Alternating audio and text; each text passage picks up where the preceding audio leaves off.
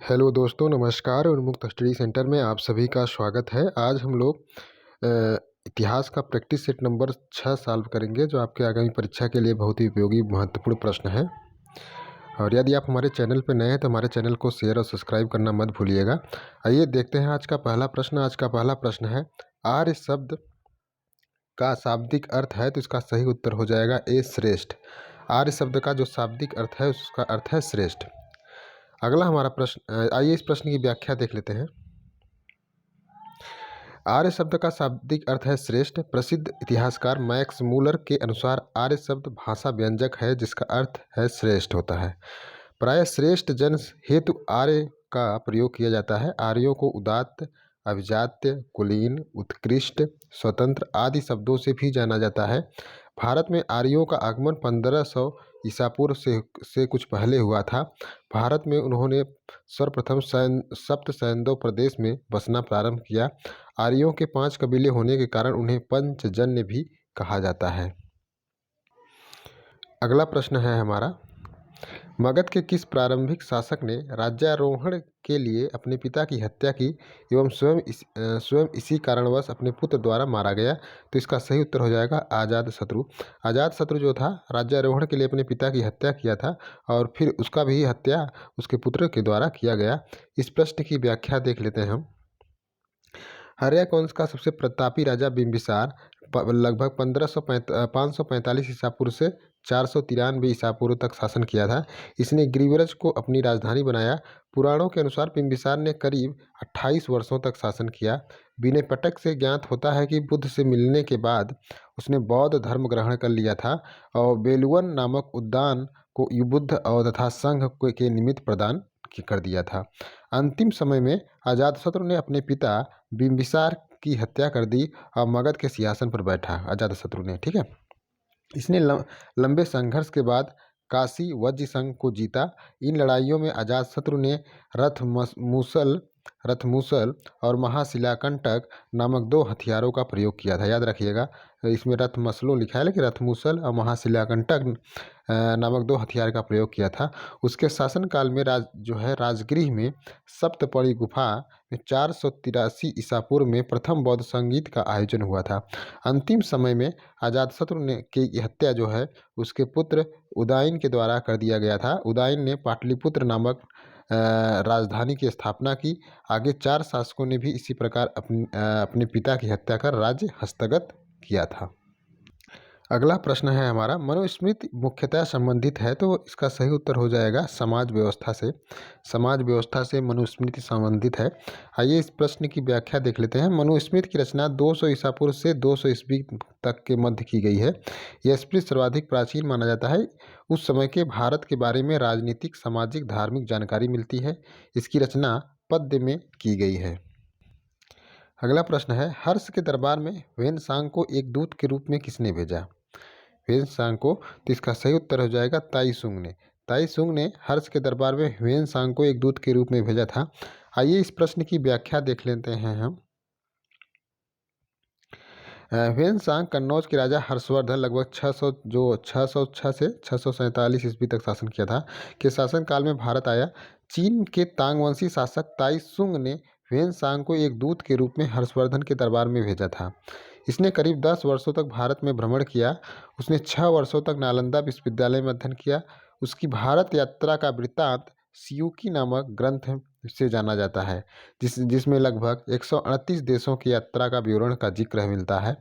इस ग्रंथ में हर्षकालीन सामाजिक, धार्मिक, राजनीतिक स्थिति पर प्रकाश पड़ता है। चीनी यात्रियों में सर्वाधिक महत्व ह्वेनसांग की है। उसे प्रिंस ऑफ पिलग्रिम्स कहा जाता है। ठीक है, प्रिंस ऑफ पिलग्रिम्स कहा जाता है। अगला प्रश्न है हमारा, योग दर्शन के प्रतिपादक कौन थे? तो इसका सही उत्तर हो जाएगा पतंजलि। पतंजलि जो थे योग दर्शन के प्रतिपादक थे। आइए इस प्रश्न की व्याख्या देख लेते हैं। वे योग दर्शन के प्रतिपादक महर्षि पतंजलि हैं। महर्षि पतंजलि ने मानव के जीवन के आधार के रूप में योग को माना है। योग हमारे शरीर के लिए काफ़ी फायदेमंद है। इसे असाध्य रोग दूर किया जा सकता है। योग दर्शन मुख्य ग्रंथ जो है योग सूत्र है। योग दर्शन में योगाभ्यास 8 चरणों में विभाजित है, जिसे अष्टांग योग कहा जाता है। उसके अनुसार शारीरिक संयम और ध्यान से ही मोक्ष संभव है। योग के कई प्रकार हैं, जैसे राजयोग, मंत्र योग, हठ योग, लय योग इत्यादि। प्रसिद्ध जो ग्रंथ है भगवद गीता को योग शास्त्र भी कहा जाता है। अगला प्रश्न है हमारा, अकबरनामा किसने लिखा है? तो इसका सही उत्तर हो जाएगा अबुल फजल। अबुल फजल ने जो है अकबरनामा लिखा था। आइए इस प्रश्न की व्याख्या देख लेते हैं। अकबरनामा 3 जिल्दों में बटी है। लगभग 7 वर्षों के कठिन परिश्रम के उपरांत 1597-98 ईस्वी में पूर्ण होने वाली यह पुस्तक अबुल फजल द्वारा रचित है। अबुल फजल अकबर के शाही दरबार के 9 रत्नों में से एक थे और आइन अकबरी इस पुस्तक की अंतिम जिल्द है जो है, ठीक है, आइन अकबरी जो है इस पुस्तक की अंतिम भाग है। प्रथम जिल्द जो है अकबर के जन्म से प्रारंभ होकर 15 सितंबर 1572 में खत्म होता है। इस भाग में अकबर के जीवन के प्रारंभिक 30 वर्षों का उल्लेख है। जो दूसरा भाग है अकबर के राज्याभिषेक से लेकर आगे के 46 वर्षों की स्थिति पर प्रकाश डालता है। तीसरा भाग जो है आइन अकबरी के रूप में है, जो 5 भागों में विभक्त है, जो विशेष रूप से अकबर की शासन प्रणाली पर प्रकाश डालता है। अकबरनामा के रचयिता अबुल फजल जौनपुर के सैयद मुहम्मद द्वारा समकालीन मुस्लिम समाजों की बुराइयों में चलाए गए मजहबी आंदोलन से प्रभावित थे। ठीक है, जो है सैयद मुहम्मद जो जौनपुर के थे, इनके द्वारा एक आंदोलन चलाया गया था, तो मुस्लिम समाज में बुराइयां फैली हुई थी, उसी के मजहबी आंदोलन से प्रभावित थे। 1574 ईस्वी में अकबर की मुलाजमत में दाखिल हुए और 1589-90 ईस्वी में अकबर के काल का इतिहास लिखने का आदेश प्राप्त हुआ था। और अकबरनामा के क्या उद्देश्य है, इसको हम देख लेते हैं। अकबर के जीवन की रूहानी पहलू को उजागर करना, सुलेहकुल की नीति को लोगों तक पहुंचाना, बादशाह के व्यक्तित्व की महानता को मनवा देना, अकबर को इंसान कामिल मानना। 7 वर्षों की मेहनत के बाद 1597-98 में अकबरनामा अकबर के सामने पेश हुआ, जो 3 जिल्दों में था, जिसमें तीसरा जिल्द आइन अकबरी था। ये तो मैंने बता चुके हैं आपको।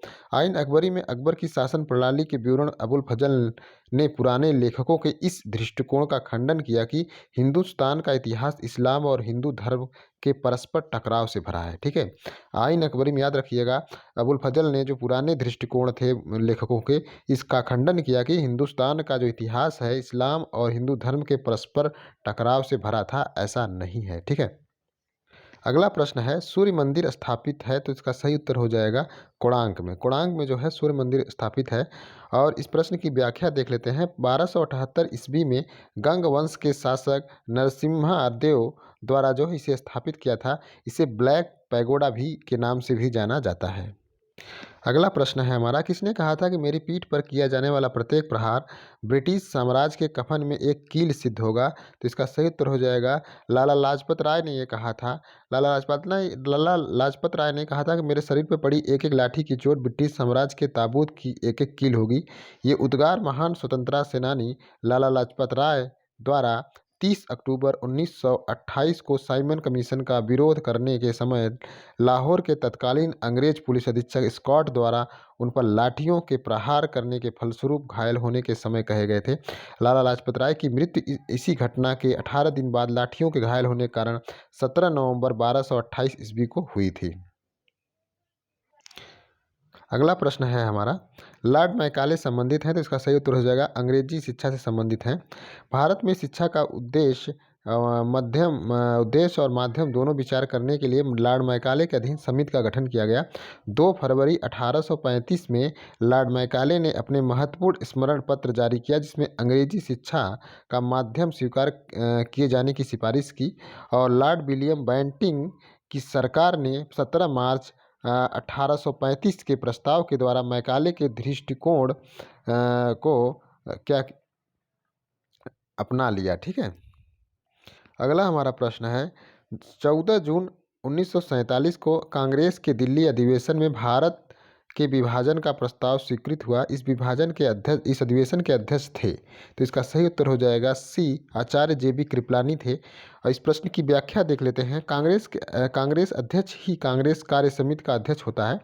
14 जून 1947 को जिस समय कांग्रेस महासमिति ने दिल्ली में भारत के विभाजन का प्रस्ताव स्वीकृत किया। उस समय कांग्रेस के अध्यक्ष आचार्य JB कृपलानी थे। सरकार से मतभेद के पश्चात नवंबर 1947 में उन्होंने त्यागपत्र दे दिया। कृपलानी के त्यागपत्र के बाद डॉक्टर राजेंद्र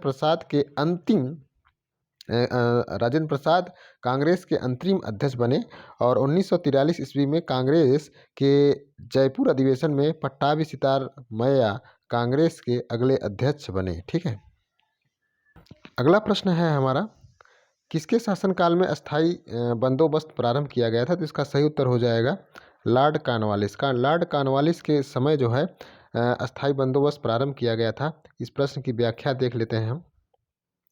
बंगाल में भू राजस्व वसूली का अधिकार किसे दिया जाए, उसे कितने समय तक लिए दिया जाए, इस पर अंतिम निर्णय लॉर्ड कॉर्नवालिस ने सर जॉन शोर के सहयोग से किया। अंतिम रूप से जमींदारों को भूमि का स्वामी मान लिया गया और 1790 ईस्वी में 10 वर्ष की व्यवस्था की गई, जिसे जॉन शोर की व्यवस्था के नाम से भी जाना जाता है। परंतु इस व्यवस्था को 1793 ईस्वी में अस्थाई बंदोबस्त में परिवर्तित कर दिया गया। इस व्यवस्था के अनुसार जमींदारों को अब भू राजस्व का 8/9 भाग, कंपनी को 1/9 भाग अपनी सेवाओं के लिए अपने पास रखना था।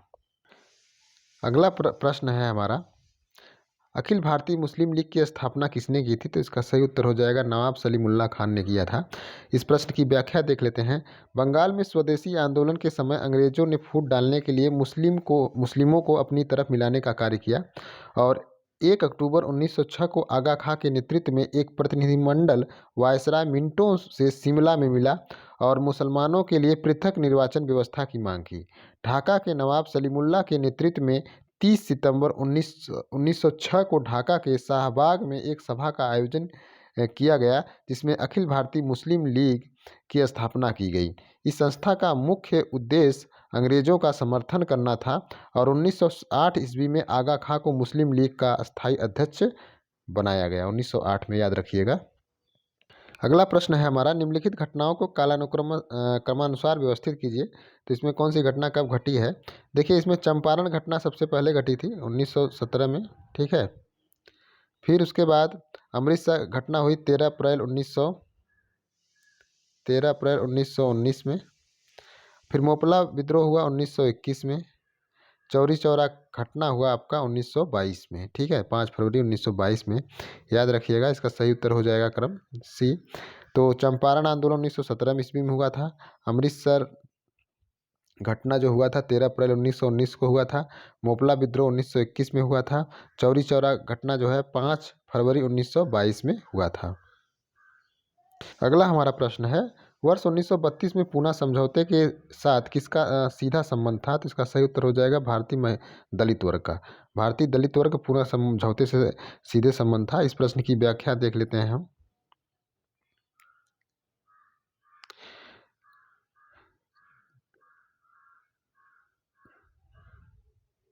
द्वितीय गोलमेज सम्मेलन की समाप्ति पर मैकडोनाल्ड ने भारतीयों को सांप्रदायिक समस्या पर आपसी सहमत की बात कही थी। ऐसा नहीं होने पर रैमजे मैकडोनाल्ड ने अगस्त 1932 में सांप्रदायिक निर्णय की घोषणा की, जिसके तहत अल्पसंख्यक समुदायों के लिए पृथक निर्वाचन मंडल की व्यवस्था की गई और इस नवीनतम घोषणा से दलित वर्ग को भी मुसलमान, सिख, ईसाई के साथ अल्पसंख्यक वर्ग में रखा गया।